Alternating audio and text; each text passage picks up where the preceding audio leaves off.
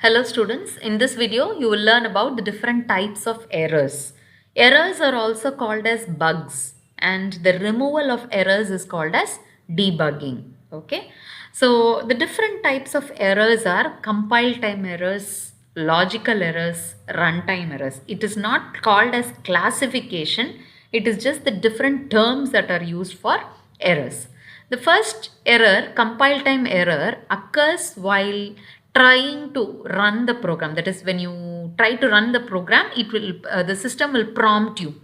And some errors, once you type the command and press enter key, immediately it is shown on the screen. There are two types of compile time errors: syntax errors and semantics errors. Syntax errors are like spelling mistakes. You have a particular syntax which has to be followed. For example, use a print statement. If you open the quote, you have to close the quote. Open the bracket, you have to close the bracket. You don't put a semicolon in if statement. So all these things are like syntax errors. Semantics errors, the sentence may look like meaningful, say you 20 equal to a. This may sound mathematically correct, but you cannot write it in a programming language because you can never assign a value to a literal. A constant cannot be assigned a value, right? So this is mathematically correct, but semantically wrong in a computer programming language, right? Same way, you try to add a plus b where a is not initialized doesn't make any sense because there is one number which does not have a value at all. So this kind of statements are called semantics errors, right? So these two statements are this syntax error has to be corrected while running the program itself. See, I'll show you how it works. Say I'll try to print hello and continue like this, and now I try to run the program. It doesn't run the program at all. It says syntax error, end of line while scanning this string literal. So with the syntax error, you cannot run a program. So you will generally have this kind of questions in assertion reasoning or in true or false. What is the thing that you have to remember? You cannot run a program with a syntax error. Syntax errors are to be corrected during compile time. Right? Compile time is the time when the syntax is being checked by the computer before running. Compiling is before execution. Okay, one step before execution. The next kind of error is called as logical error. Logical error is generally done because of a mistake in the programmer's thinking, or you produce an incorrect result.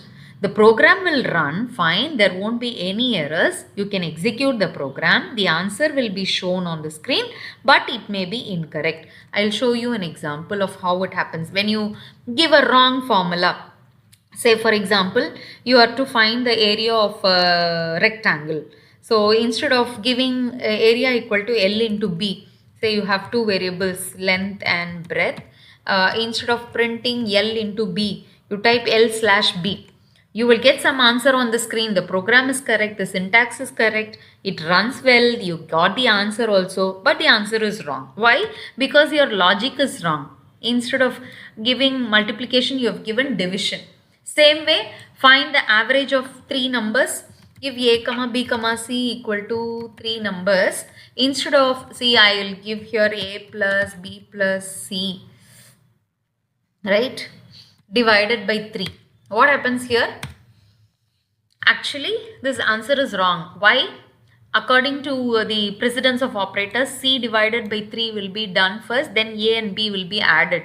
So you can never get the average or as 65.6. But this problem happens because I have given, my thinking is wrong. I haven't done it properly. The answer is incorrect. So this kind of an error is called as a logical error. The next one, runtime error. A runtime error is caused only while executing the program. So till you finish the program is perfectly alright. You run the program well. The execution also goes on well. But during execution, something wrong happens and your program stops because of an error. That kind of an error is called as a runtime error. How does this happen? The same program, There is nothing wrong. Okay, let me do this. A plus B plus C divided by 3. So this will perfectly give me the average. Now I am going to input this from the user.